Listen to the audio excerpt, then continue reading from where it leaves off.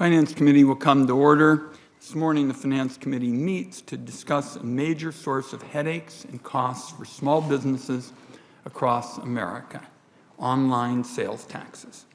Running a small business has always been a very big lift. These days, the impact of inflation obviously makes it vastly more challenging.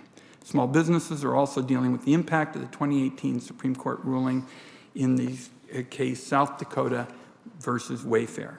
In the Wayfair decision, as it's known, the courts gave states a green light to force small businesses into becoming tax collectors when they sell online, collecting taxes for states even where businesses had no brick-and-mortar presence. Small businesses had never been responsible for this kind of tax collection before. Almost immediately after the ruling came out, states across the country began passing these tax collection laws.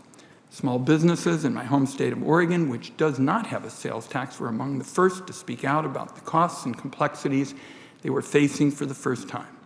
Speaking out alongside them were those in New Hampshire and Montana, also states without sales taxes. That's why Senator Hassan has been a leader on this issue, as well as Montana Senator Daines. But it is not just a burden in states without sales taxes. It's a burden for small businesses everywhere. Let me repeat that: a burden for small businesses everywhere. Sales taxes in America are very complicated. 45 states and hundreds of localities have different laws for sales taxes, different tax rates, different regulations for who collects them, different rules and taxation definitions for taxable products. Get this, folks. In Illinois, you'll pay sales tax on a Twix bar, but not on a Snickers. If you take up sewing in New Jersey, you're not going to be able to do your sewing, Senator Daines, without a hell of a lot of confusion.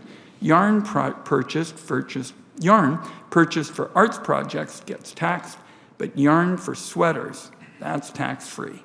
After the Wayfair decision, small businesses are on the hook for managing that complex web of laws. They're essentially forced into buying costly software and hiring consultants to get it all straight. My view is that as long as the Wayfair ruling stands, the Congress ought to step in and get some concrete, actual relief to these small businesses that are really hurting. That ought to start with exempting small businesses that have revenue under a certain threshold. Congress ought to create clear, standardized rules that lay out what states can require of small businesses outside their borders. That's what Senator Hassan, Senator Shaheen, Senator Merkley, and I sought to accomplish when we introduced the Online Sales Simplicity and Small Business Relief Act.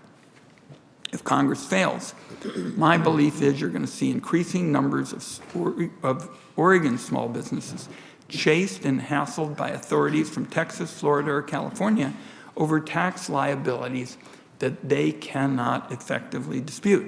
This is a conflict that the Congress ought to help prevent. Otherwise, my view is you're going to find that Oregon and other states won't be particularly interested in helping these actions against our residents move forward. The bottom line is that small businesses have it plenty challenging today just trying to keep their doors open. The family-owned furniture makers, tool and die shops, clothing boutiques, they shouldn't be forced into spending big on sales tax consultants and software. This committee has a bipartisan interest in helping small businesses get ahead. This is an opportunity for us to lower the costs of small businesses and reduce their headaches.